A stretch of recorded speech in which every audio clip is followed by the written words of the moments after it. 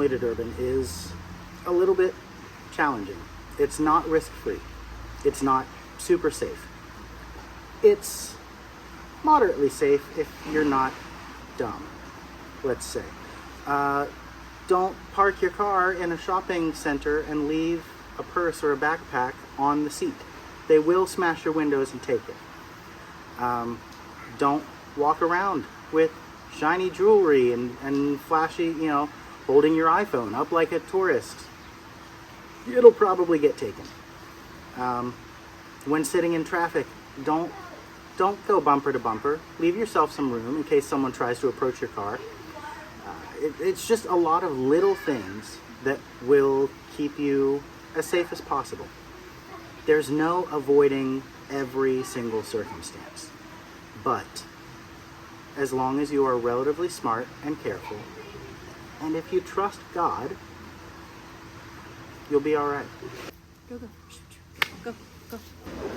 Dogs in South Africa are commonly not used as domestic pets. They are used for guard purposes and guard purposes only. They can't be too comfortable at home. We were given advice by our host family, who was given advice by a dog trainer, a security dog trainer, who said you always want to have at least 2 dogs outside, large breeds that are strong enough to protect you, 1 male and 1 female, because the male dogs will protect the property. They will guard the perimeter. They will make sure that nothing gets in. But even if something does get in, the female dogs are going to protect the people. So you need at least 1 of each to keep your family safe. So dogs are a reality here. And they need to be tougher than we treat pretty much any American dog. Banishing. Hi, Sam. Go away. Go away. Go We love you, but you gotta go. Go over there. Go. Go get him. Go. Go get Shiloh. Go get her.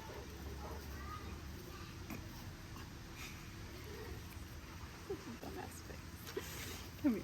Come on. Let's go. Go. Sam. It might be hard for some of you to imagine, how do you feel so confident moving to such a dangerous country with your children? And let me tell you, we have done a lot of praying and thinking about just that thing, because it is a little scary sometimes. And it is easy to want to stay in a safe bubble in America where we know that we will be safe. But the thing is we have an undeniable peace and confidence in God's calling us here. And we know that He had that in mind when He asked us. He did not forget our children. And He knew that we would be sustained through all necessary things. And no matter what struggles or trials or challenges or scary situations we might come in contact with, God is already preparing a plan to help us through that. And we are not afraid, and not naively so. We are not afraid because we serve a God who is scared of nothing. God actually used our children to reaffirm this for us. We were talking about it and praying about it and doing all of the research that we could do on the safety and the issues in South Africa before we came. And so the day before we flew out, we were getting things ready and packing the van.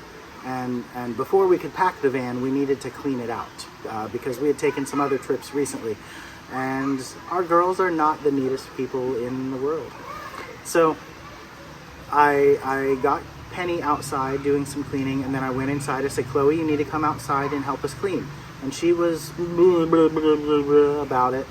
But she came outside, and this was right after one of our snowstorms in West Virginia, and the temperature was finally climbing back up, and most of the snow and ice had melted, but there was one little 5-foot circle on the edge of the yard right where the gravel driveway was. And Chloe decided, instead of walking over to the van and helping out, that she wanted to go touch the snow and the ice and play a little bit. And she went over and stepped on it and slipped and fell and ran her knee right into the gravel that was poking through the ice. And she started screaming and crying, and we picked her up, we carried her inside and took care of her immediate needs. But I held her and I said, baby, I'm so sorry you're hurt. I never want you to be hurt.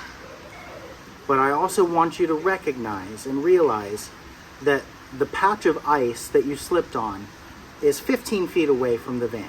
I asked you to come outside to the van. And the safest place for you is not whatever you want to do.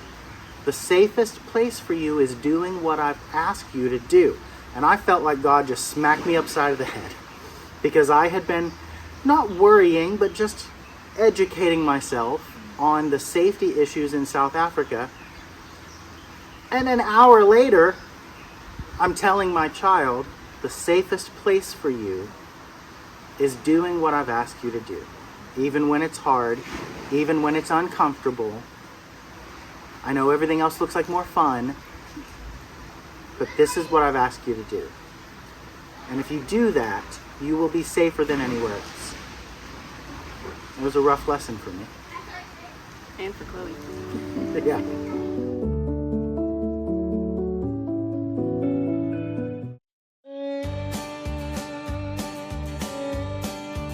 And took care of... Those are hottie dogs. They're local to South Africa, and they're very vocal birds. Yeah.